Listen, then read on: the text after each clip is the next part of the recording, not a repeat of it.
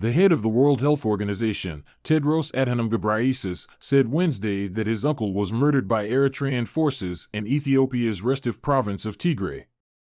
Speaking at the end of a news conference in Geneva about COVID-19, Tedros said he had considered canceling the conference because he was not in good shape after recently learning of the death of his uncle. They killed him in his home, he said, adding that more than 50 people were killed in the same village and describing the killings as just arbitrary. Tedros gave no further details about the timing or location of the alleged killings, and Eritrean and Ethiopian officials did not immediately comment on his allegations.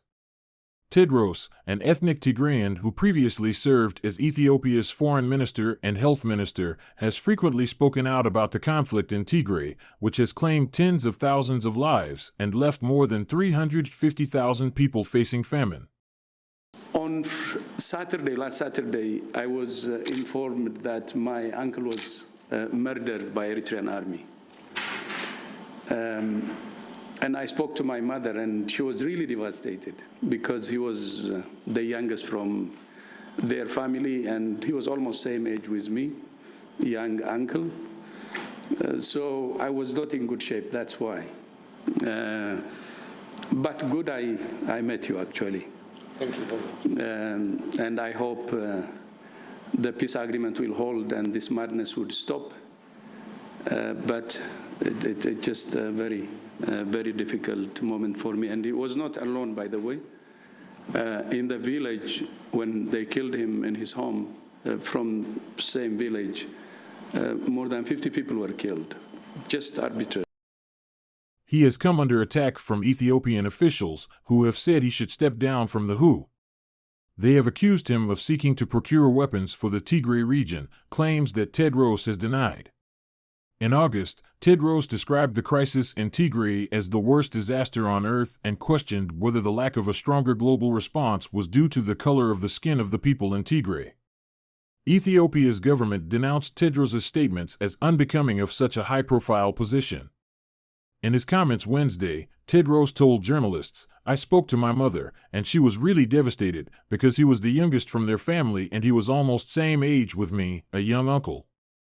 I hope the peace agreement will hold and this madness will stop, but it's just a very difficult moment for me," he continued. Asked on the sidelines of the news conference for more details, Tedros said he grew up with the uncle but did not give the location. Villagers would face retaliation, Reuters reported. A November 2nd ceasefire aimed to end 2 years of bloody conflict, which broke out in late 2020 when the Tigray People's Liberation Front, TPLF, captured a number of military bases in the region amid deteriorating relations with the central government. The TPLF was a key player in Ethiopian politics until Prime Minister Abiy Ahmed came to power in 2018. Under the 2022 deal, Tigrayan forces pledged to disarm and not provide any support to any other armed group in Ethiopia. The government, in turn, was to guarantee no foreign incursion, in what was widely believed to be a reference to the withdrawal of Eritrean troops, and to once again recognize the TPLF as a political party. The truce also included provisions for unhindered access for humanitarian aid and a resumption of communications in the region, where phone and internet connections were cut off since the beginning of the conflict. However, forces allied to the Ethiopian armed forces, including the Eritrean army and a militia from the Amhara region of Ethiopia, were not part of the ceasefire. Eritrea shares a border with Tigray and has supported Ethiopia's central government in the Tigrayan conflict.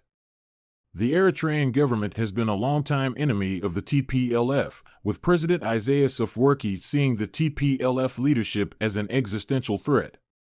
According to a Reuters report earlier this month, witnesses and aid workers reported that Ethiopia's allies continue to carry out extrajudicial killings and mass arrests in areas under their control after the ceasefire took effect.